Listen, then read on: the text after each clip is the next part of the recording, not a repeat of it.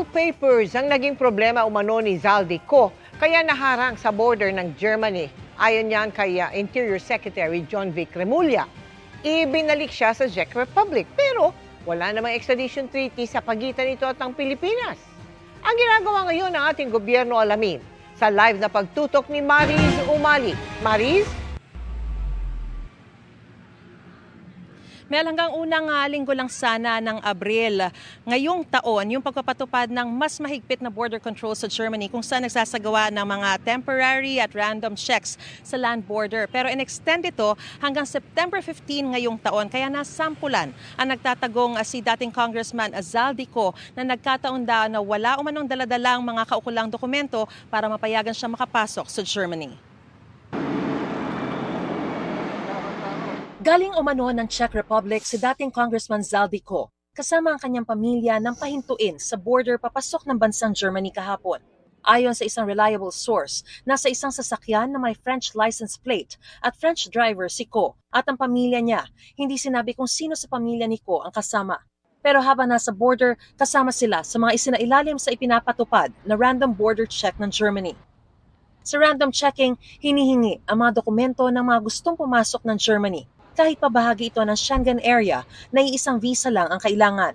Dito na raw naharang ang pamilya Ko at pinabalik sa Czech Republic. Ayon kay DILG Secretary John Vic Remulla, tila mga papeles ang naging problema ni Ko kaya di nakapasok sa Germany. He is considered an unwanted alien dahil wala siyang travel papers. It happened around 3 o'clock p.m. Manila time. Ang suspected namin na Portuguese passport, hindi niya dala. ID lang ang dala niya. August 2025 nang makumpirmang nasa Amerika si Ko para raw magpagamot. Mula noon, di na ito bumalik sa bansa.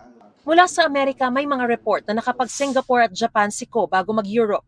Sa Portugal, sabi ni DILG Secretary Remulla, ito nagtagal dahil daw nakabili ng bahay doon.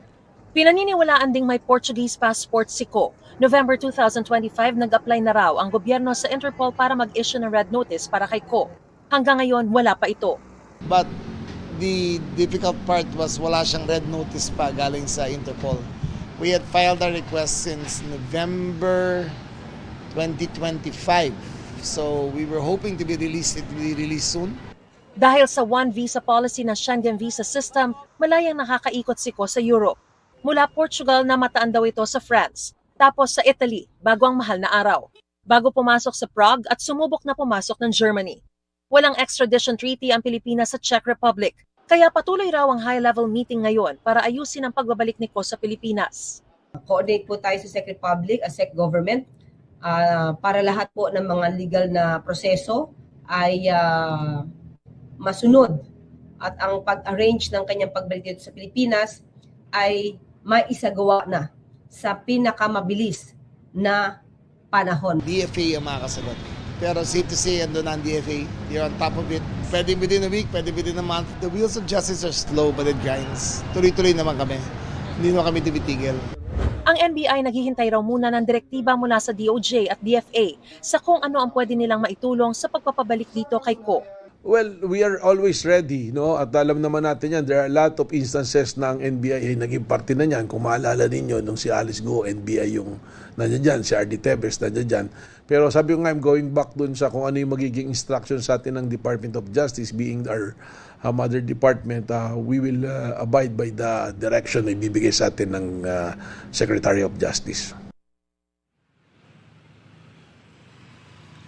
Mel, patuloy na inaantabayanan na maging resulta ng high-level meeting sa pagitan ng ating gobyerno at ng gobyerno ng Czech Republic para malaman kung kailan posibleng mapabalik sa bansa si Ko. Samantala, ayon naman sa text message ng abogado ni Ko na si Attorney Roy Rondain, wala pa raw silang natatanggap na anumang kumpirmasyon kaugnay sa umano'y pagkakadetain nitong si Ko. At sa ngayon ay hindi muna siya makakapagbigay ng komento kaugnay nito. Mel?